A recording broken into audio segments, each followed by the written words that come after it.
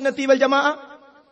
ഇനിയോ ഈ അഹ്ലുസുന്നത്തി വൽ ജമാഅത്തിന്റെ പേരിൽ പിന്നെ കളിക്കുന്നത് ചോരക്കളിയാണ്. അത് നിങ്ങൾക്ക് കാണാം.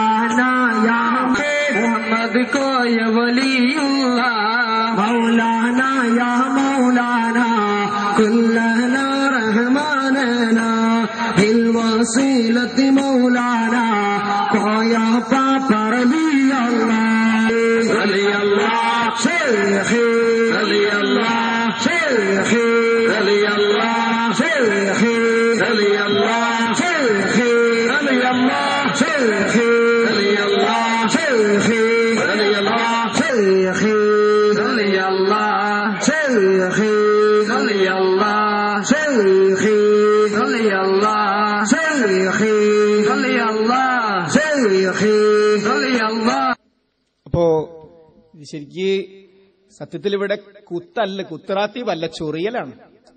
കുത്തുന്നില്ല, അത് വേറെ പ്രശ്നം. ഒന്നിങ്ങനെ കത്തിയോണ്ട് ഇങ്ങനെ ആക്കി ചോര വരുത്തിയെന്നുള്ളൂ. അപ്പൊ ഇത് അഹ്ലുസുന്നത്തി വൽ ജമാഅത്താ. അപ്പൊ ചില ആൾക്കാർ പറയും നാളെ എവിടെയോ ആരോ സംഘടിപ്പിച്ച എന്തോ എടുത്തിട്ട് ഈ തക്കാളി പീടികയിലിട്ട് ഇതൊക്കെ അഹ്ലുസുന്നത്ത്, നമ്മൾ ഇതൊന്നും അംഗീകരിക്കുന്നില്ല എന്നാ കേട്ടുള്ളൂ ന്യായീകരണം. കുത്താറാത്തീവിന് ഇസ്ലാം എഴുതി തള്ളിയിട്ടില്ല. പക്ഷേ അത് അതിന്റേതായ രൂപത്തിൽ. കുത്താറാത്തീവിന് ഇസ്ലാം എഴുതി തള്ളുകയാണെങ്കിൽ ഓപ്പറേഷനെ സംബന്ധിച്ച് എന്ത് പറയാൻ സാധിക്കും? ഓപ്പറേഷൻ അത് കുത്തലും കീറലുമല്ലേ. ഇന്നത്തെ ഓപ്പറേഷൻ വളരെ ആശങ്കാജനകമാണ്. ഹാർട്ടാണ്, ബൈപ്പാസാണ്. പണ്ട് ബൈപ്പാസ് എന്ന് പറഞ്ഞാൽ റോഡടിക്കല, ഇപ്പൊ ബൈപ്പാസ് എന്ന് പറഞ്ഞാൽ മറ്റേ ഭാഷ. രക്തം നടത്താനുള്ള വേറെ കൊയലും കൊണ്ടൊക്കെ ഒരു ഭാഗം കീറിയിട്ട് മാംസം എടുത്തിട്ട് വേറൊരു ഭാഗം ഫിറ്റ് ചെയ്യലാണ്. അപ്പൊ ഇതെല്ലാം ഓരോരോ ആവശ്യങ്ങൾക്കാണ്. ഇത് ശരീരത്തിന്റെ ആരോഗ്യത്തിനാണെങ്കിൽ ഈ കുത്താറാത്തി മുമ്പ് നടത്തിയത് ഈമാന്റെ ആരോഗ്യത്തിന് വേണ്ടിയാണ്. ഒരു ഈമാനാണ്, ഇത് ശരീരത്തിനാണ്. അപ്പോ അതിനാണ് പ്രസക്തി. അപ്പോ എന്താ കുഴപ്പം? മൂപ്പര് ഓപ്പറേഷൻ വളരെ സങ്കീർണെന്നാ പറയുന്നത്. സങ്കീർണ പ്രക്രിയയായ ഓപ്പറേഷൻ ഇവിടെ നടക്കുന്നില്ലേ?